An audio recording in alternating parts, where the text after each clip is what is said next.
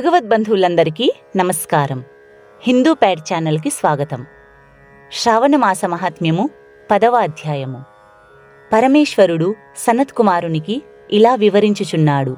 ఓ సనత్కుమారా, ఇక నీకు శనివార వ్రతం గురించి చెబుతాను, సావధాన మనస్కుడవై విను. శ్రావణ శనివారం రోజున నరసింహస్వామి, ఆంజనేయస్వామి మరియు శనిదేవుణ్ణి అర్చించాలి. శనివారం ఉదయాన స్నానాది నిత్యకృత్యాలు తీర్చుకొని ప్రసన్న మనస్కుడై పూర్వాభిముఖంగా ఆసనం ఏర్పరచుకొని ఎదురుగా ఒక ఆసనంపై నరసింహస్వామి ప్రతిమను స్థాపించాలి. నరసింహస్వామికి ప్రీతికరమైన నువ్వుల నూనె లేదా గోఘృతంతో అభిషేకం చేసి షోడశోపచార పూజ చేసి నైవేద్యంగా పొంగలి మరియు పానకం సమర్పించాలి. శనివారం రోజున తైలాభ్యంగన స్నానమాచరించి పూజాదులు ముగించిన తరువాత మినుపపప్పుతో చేసిన పదార్థాలను భుజించడం శ్రేష్టం.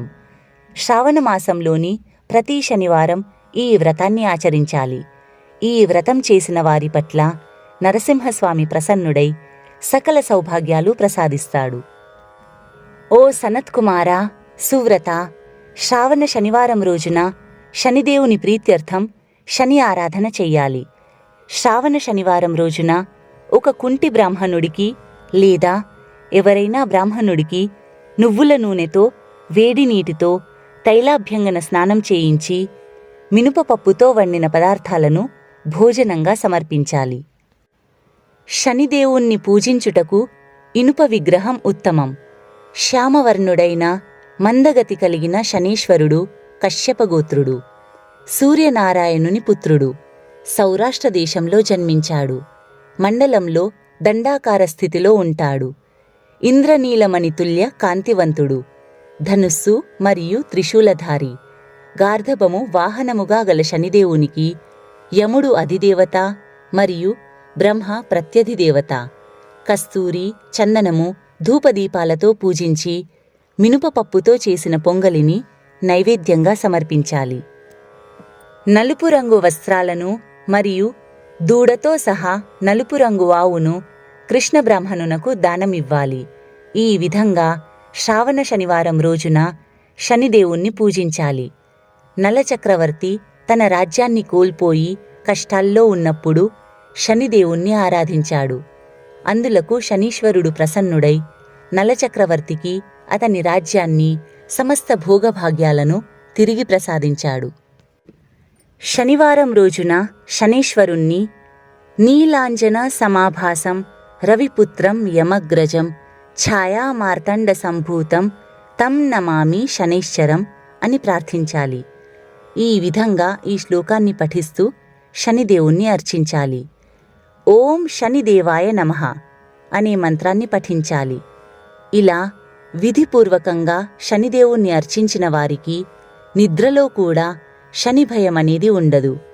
శ్రావణమాసంలోని ప్రతి శనివారం ఇలా పూజించిన వారికి శనిదోష నివృత్తి కలుగుతుంది.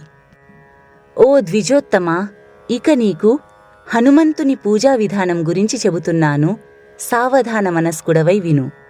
శ్రావణ శనివారం రోజున నువ్వుల నూనెతో మంత్రస్తోత్రయుక్తంగా హనుమంతునికి అభిషేకం చేసి తైలయుక్త సింధూరం సమర్పించాలి. జప, అర్క మరియు మందార పూలు సమర్పించి నైవేద్యంలో మినుపపప్పుతో చేసిన వడలు సమర్పించాలి. తమ తమ శక్త్యానుసారం తగిన ఉపచారాలతో హనుమంతుణ్ణి అర్చించాలి. హనుమాన్, అంజనీసుత, వాయుపుత్ర, మహాబలి, రామేష్ఠ, ఫాల్గుణసఖ, పింగాక్ష, అమిత విక్రమ్, ఉదధిక్రమణ, సీతాశోక వినాశక, లక్ష్మణ ప్రాణదాత మరియు దశగ్రీవ దర్పహ వంటి 12 నామాలతో ప్రతిరోజు హనుమాన్ 12 నామాల పఠనం చేసిన వారికి సకల సంపదలు ప్రాప్తిస్తాయి మరియు ఉత్తమ గతులు కలుగుతాయి. శనివారం రోజున రావి చెట్టుని స్పర్శించడం, అర్చించడం ఉత్తమం. శనివారం తప్ప వేరే రోజుల్లో రావి చెట్టుని స్పర్శించకూడదు. శనివారం రోజున రావి చెట్టుని స్పర్శించడం వలన సకలాభివృద్ధి కలుగుతుందని ఈశ్వరుడు సనత్కుమారునికి వివరించాడు.